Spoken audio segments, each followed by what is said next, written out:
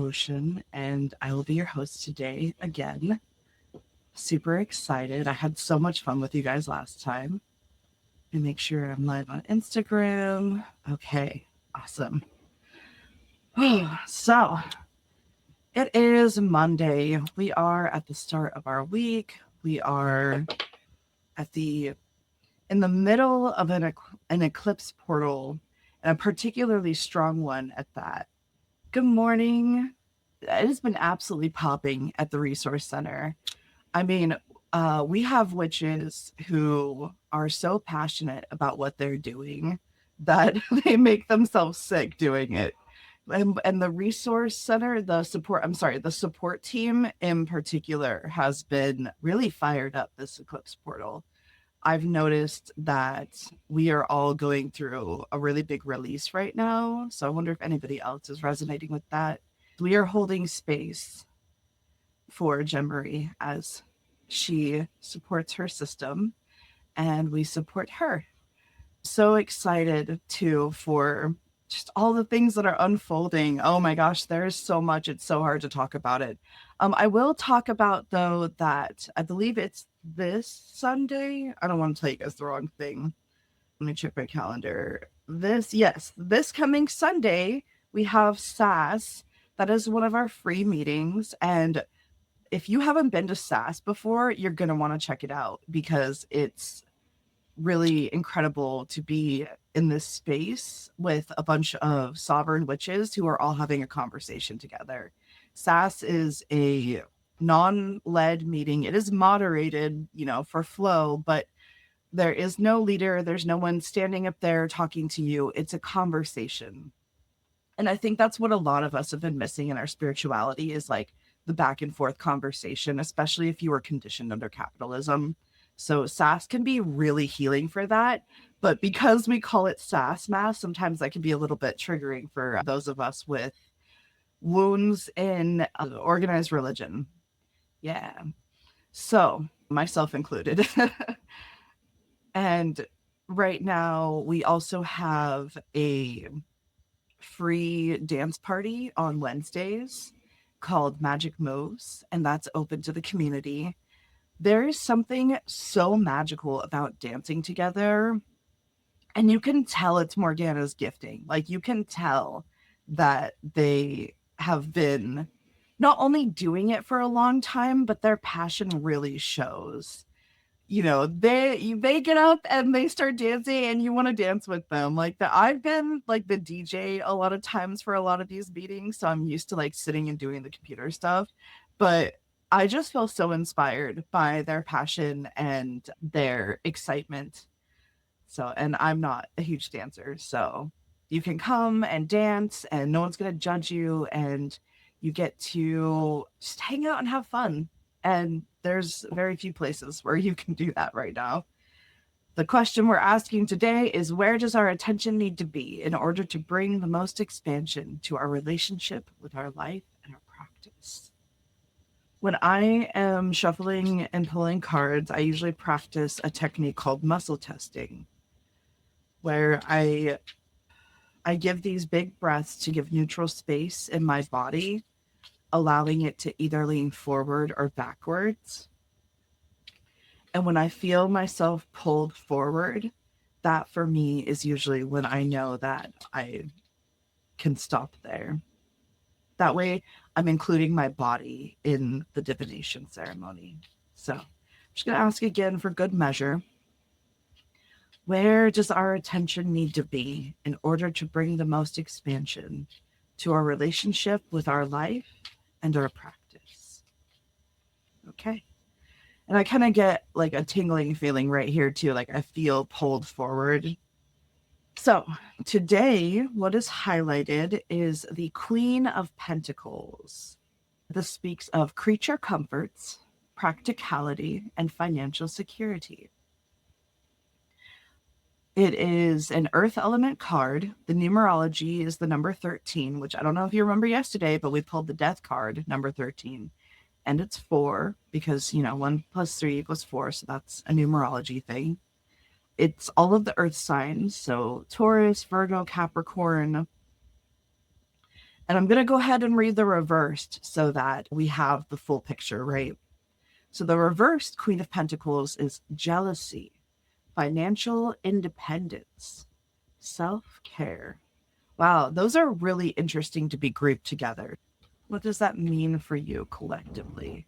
Like when you think of especially the earth element, I don't, I love how it says self-care for the reversed, because when I think of the concept of self-care, I think it's become this idea of something more than what it actually is.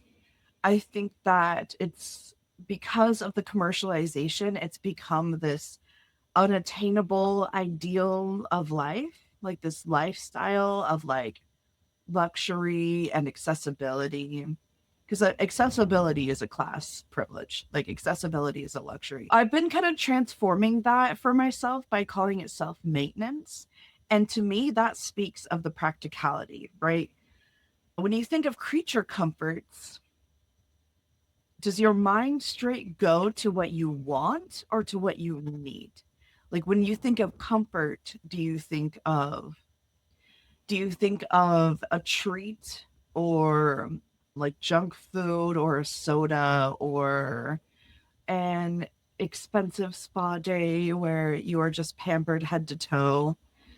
Or do you think of, like, when you think of comfort, do you think of having food in the fridge? Do you think of having a healthy farm to table meal, healthy in a broader sense, not the judgmental healthy, right? Yeah, sleeping enough and drinking enough water. Definitely. Right? There's a difference between security and comfort. And I think security can be comforting, but it's, to me, the concept of security is moving towards sustainable comfort. But when we go straight towards comfort, often we bypass the stability, right? And I think that really speaks to like what we're going through right now, because astrologically, a couple of days ago, Saturn and Neptune met up in the sign of Aries. Aries is like that go-getter, let's go, warrior energy, very fired up. It can feel urgent even. Excuse me, especially with Neptune there, because Neptune is our dreams, but it's also illusions. I'm getting a lot of bodily feedback from this. It's interesting. When the fluid, flowy, elusive Neptune is in Aries, that's going to give you this like, oh man, like I really want to go after my dreams. And especially with Saturn there, Saturn is bringing clarity, right? You can trust what you're feeling right now, even if it seems fucking crazy. Like it's, or should I feel like it would be better phrased as a question. Do you trust yourself? Have you built that foundation with yourself of, this is what I'm hearing, this is what I'm seeing in my reality, this is what I know that I want, and I can see how it's lining up, but it feels impractical? That's Neptune. That's Saturn giving you the clarity and also that feeling of wanting to take that personal responsibility. And Neptune is giving you enough of a gap in the door to be able to follow it. So, building sustainably towards your dreams is actually deeply highlighted right now. I think I talked about this in the other live too, but like the shadow here is urgency. The shadow here is urgency. And so I think what's highlighted is, and I talked about this last time too, what's highlighted is that grounding. How are you grounding that energy? Um, and because this is the highlighted card today, I feel like a lot of you have been doing your grounding. I feel like I get the feeling that a lot of us have been leaning into it. And even if you haven't been doing perfectly, right? Like, don't use this as a weapon to hold yourself accountable. Instead, use it as inspiration and also affirmation, because it's the highlighted card. It's confirmation that you've been working on that. Yesterday, did you show up for yourself in a way that you haven't in a while?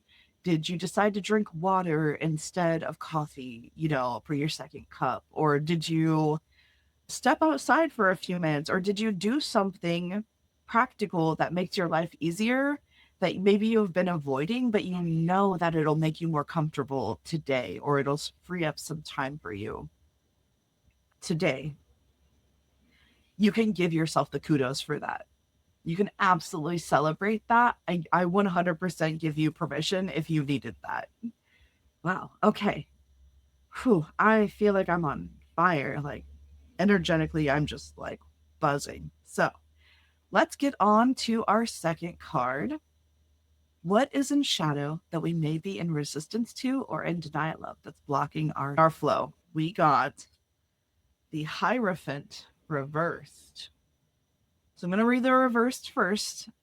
And, consider what reversed means to you, because I noticed that a lot of witches have a different idea of what reversed means to them. There are multiple ways that you can interpret this, and your lens is 100% valid. So think about it. It's in the reverse position. So what does that mean to you? And then it's also reversed in and of its. I'm sorry. It is in the shadow position. So think about what that means to you. And it's reversed, right? Keep that in mind as we read this. So, rebellion, rejection of values, nonconformity, ignorance.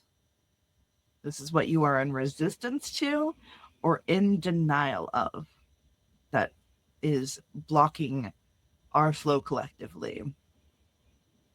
I'm already feeling this card. So I'm gonna read the upright. I'm gonna take this, slow and methodically. So the upright is religion, ethics, tradition, marriage, knowledge, beliefs. The planet is Venus. This is also an Earth card. Wow. Those just line up so beautifully. It's number 14 in numerology, which would also be 5. Its highlighted sign is Taurus specifically. So if you think of the energy of a Taurus, or if you think of how the Taurus archetype shows up in your life. Okay, I'm gonna read it one more time for posterity. Put it in the chat too. So the reverse position is rebellion, rejection of values, nonconformity, ignorance. And the upright is religion, ethics, tradition, marriage, knowledge, and beliefs. Okay. And I think it's interesting that that's 5, right? The numbers for me carry a very specific story uh, of in the way that I understand them. So in order to explain this, I have to go to 1, but I'll make it quick. So 1 is self. It is the vital self. It is the essential you. It is oneness. It is as me, right? If you're familiar with the perspectives. 2 is other. It's relationship. It's connection. 3 is creation, right? 1 and 2 make 3. It is collaboration. It's children. It's creativity. 4 is the structure, right? And we talked last time about natural structures. So the Queen of Pentacles is telling me that we've took that seriously, and we've been leaning into our practical structures. Have you been leaning into your morning routine? Have you been taking care of yourself? Have you been finding ways to hold yourself responsible for your well-being? which I feel like the answer is yes. And then 5 is so like 4 being the structure, it's like a house, right? 5 is the spirit of the home. 5 is the family that makes a house a home. 5 is the community that makes a random collection of buildings and a community, right? And so this feels so obvious to me, but it's just because it's what I've been talking about like crazy. And I'm honestly just in shock that this is so aligned. What if the unknown is actually more comfortable? What if what you're moving towards that you know nothing about, but you feel so called to participate in, even though it's unknown, it's triggering your trauma responses and all the things? What if that is actually a more sustainable comfort than the familiarity of tradition, right? Are you in resistance to rebellion because you think that you can lose your community? Or do you think that you'll do you, do you see the alignment in rebellion, especially right now? Do you recognize that part of you that has always had this dream, and you've just been kind of slow? That part of you has just been slowly, subtly waiting for their chance, for their opportunity, for their shot, right? And that part of you may be feeling really highlighted, like really loud or uncomfortable right now. So the question is, right, are you comforting yourself in order to avoid expansion? Or are you leaning into the discomfort in order to understand how to build more sustainable uh, comfort, in order to build self-maintenance, right? Are you leaning into self-care, or are you building towards self-maintenance, right? Because the values that we've been conditioned under from the looming cappy pappy do not necessarily reflect your nature, especially as witches, and especially as witches born of shadow, right? There's a reason we're witches born of shadow. We are the black sheep. We're the cycle breaking, queer, weirdo. I guess that's why they say queerdo, because that probably gets through the filter more. So I say cycle breaking black sheep of our families, of society, and all of that. And we've been made to believe that we can't we can't receive the warmth of the village unless we conform, unless we become someone fundamentally different than who we are. And I love what Jen Marie says when she's like, you would have figured that out by now if you were meant to be that way. If you were meant to conform, you would have figured out how by now. I find that a very comforting notion. And sometimes that takes a little bit of what looks like ignorance on the outside, but it's because, oh God, Orion, don't do that. Everybody meet Orion. He decided to try and get my candle. He doesn't know that he's not fireproof. What was I saying? You distracted me. Thought he was going to set my whole house on fire. Oh, yeah. It's reminding me of this phrase that the rejected the rejected child will burn down the village to feel its warmth.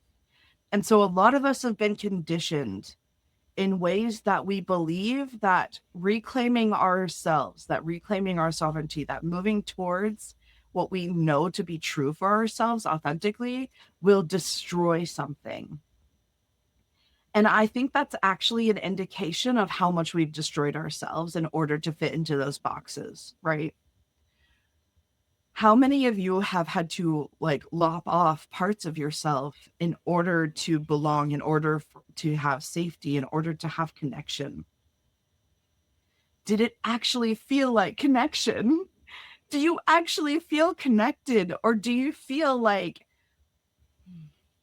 what do you feel like you're releasing this portal in order to move towards true security, authentic comfort. And what illusions do you have around what's real?